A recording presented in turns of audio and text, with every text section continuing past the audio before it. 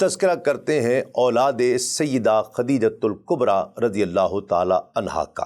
مورخین نے سیدہ خدیجۃ الکبریٰ رضی اللہ تعالی عنہا سے اولاد کی ترتیب بیان کرنے میں مختلف انداز اختیار کیے ہیں۔ امام ابن حشام نے دو روایات نقل فرمائی ہیں جن کے مطابق سیدہ خدیجۃ الکبریٰ رضی اللہ تعالی عنہا کے بطن اطہر سے پیدا ہونے والے ابناء و بنات رسول صلی اللہ علیہ وآلہ وسلم کی تعداد 6 یا 7 ہے، جن کی ترتیب پھر یوں ہے کہ حضور نبی کریم صلی اللہ علیہ وآلہ وسلم کی شادی کے تقریباً 1 برس بعد آپ صلی اللہ علیہ وآلہ وسلم کو اللہ رب العزت نے پہلے صاحبزادے جناب قاسم کی ولادت سے خوشیاں عطا فرمائیں۔ ان کا نام قاسم رکھا گیا، انہی کی نسبت سے حضور نبی کریم صلی اللہ علیہ وآلہ وسلم ابو القاسم کہلائے۔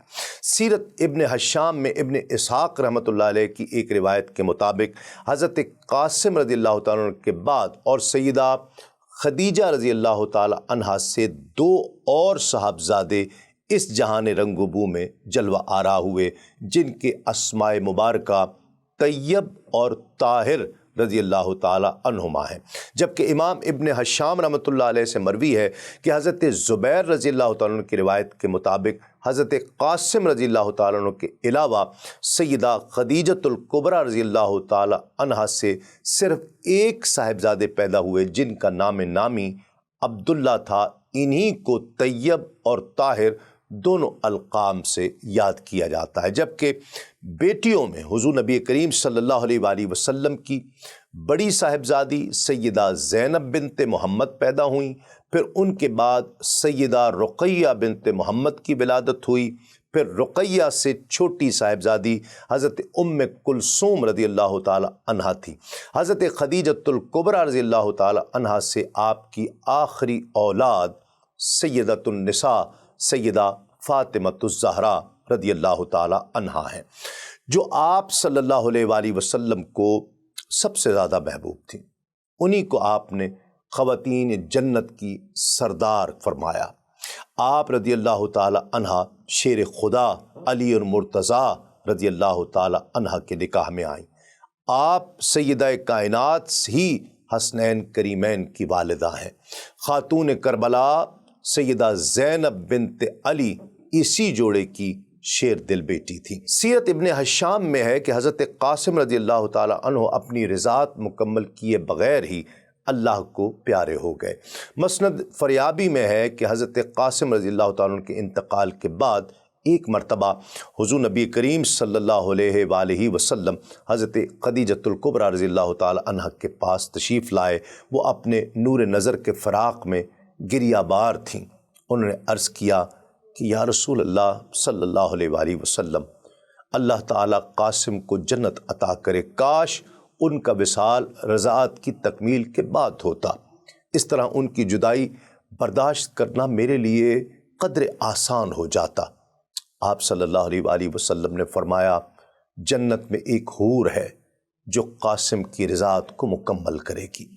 حضرت خدیجۃ الکبریٰ رضی اللہ تعالی عنہا نے عرض کی، کاش مجھے یہ پہلے علم ہوتا تو غم برداشت کرنا میرے لیے آسان ہو جاتا۔ آپ صلی اللہ علیہ وآلہ وسلم نے فرمایا، اے خدیجہ، اگر تم پسند کرو میں تمہیں حضرت قاسم کی آواز جنت میں سے سنا سکتا ہوں۔ حضرت خدیجۃ الکبریٰ رضی اللہ تعالی عنہا نے عرض کی، میں اللہ رب العزت اور اس کے رسول صلی اللہ علیہ وآلہ وسلم کی تصدیق کرتی ہوں۔ آپ کے دوسرے بیٹے عبداللہ بھی حضور نبی کریم صلی اللہ علیہ وآلہ وسلم کی بعثت مبارکہ کے چند سال بعد فوت ہو گئے۔ ان کے القاب طاہر اور طیب اسی لیے رکھے گئے تھے کیونکہ ان کی ولادت بعثت مبارکہ کے بعد ہوئی تھی۔ ناظرین کرام، یکے بعد دیگرے دونوں بیٹے داغ مفارقت دے گئے تو فطری طور پر والدین پر غم کے پہاڑ ٹوٹ پڑے، مگر ان کا صبر بے مثال تھا۔ پھر حضرت عبداللہ بن محمد صلی اللہ علیہ وآلہ وسلم کی وفات پر بدبخت کفار مکہ نے بڑی خوشیاں منائیں اور حضور نبی کریم صلی اللہ علیہ وآلہ وسلم کو ابتر معاذ اللہ قرار دیا۔ ابن سعد لکھتے ہیں کہ عاص بن وائل سہمی نے کہا کہ قد انقطع ولدہ فہو ابتر، یعنی محمد صلی اللہ علیہ وآلہ وسلم کی نرینہ اولاد ختم ہو گئی، لہٰذا وہ ابتر ہے معاذ اللہ۔ کم و بیش ایسے ہی الفاظ آپ کے بدبخت چچا ابو لہب نے بھی کہے۔ اسی پر قرآن مجید کی مختصر مگر جامع ترین سورت سورہ کوثر نازل ہوئی۔ اللہ رب العزت ارشاد فرماتا ہے، اعوذ باللہ من الشیطان الرجیم، انا اعطیناک الکوثر فصل لربک وانحر ان شانئک ھو الابتر۔ اے نبی، ہم نے آپ کو کوثر عطا کر دی، بس آپ اپنے رب ہی کے لیے نماز پڑھیں اور قربانی کریں، ہاں البتہ آپ کا دشمن ہی جڑ کٹا ہے، ابتر ہے۔ حضور نبی کریم صلی اللہ علیہ وآلہ وسلم کی پھپھی جان حضرت صفیہ بنت عبد المطلب کی آزاد کردہ ایک لونڈی تھی جس کا نام سلمہ تھا۔ وہ بہت سمجھدار اور باشعور خاتون تھی۔ سیدہ خدیجۃ الکبریٰ رضی اللہ تعالی عنہا عموماً اپنے ذاتی کاموں کے لیے ان کی خدمات حاصل کیا کرتیں۔ جب بھی زچگی کا زمانہ ہوتا تو وہ ان کو اپنے ہاں بلا لیا کرتی تھیں۔ وہ بچوں کی پیدائش سے لے کر دودھ پلانے والی خواتین کے تقرر تک زچہ اور بچہ کی دیکھ بھال کیا کرتیں۔ سیدہ خدیجۃ الکبریٰ رضی اللہ تعالی عنہا اپنے بچوں کو دودھ پلانے کے لیے پہلے ہی سے مناسب خواتین کا اہتمام کر لیا کرتی تھی۔ اسلام میں بیٹے کی پیدائش پر 2 بکرے، 2 مینڈے یا دمبے اور بیٹی کے پیدائش پر 1 بکرا دمبا ذبح کیا جاتا تھا۔ اور ناظرین کرام، یہ عقیقہ شریعت ابراہیمی میں بھی مسنون عمل تھا۔ سیدہ خدیجہ رضی اللہ تعالی عنہا دور اسلام سے قبل بھی اپنے بچوں کے لیے عقیقے کا اہتمام کیا کرتی تھی۔ کیا خوب اللہ کی بندی تھیں۔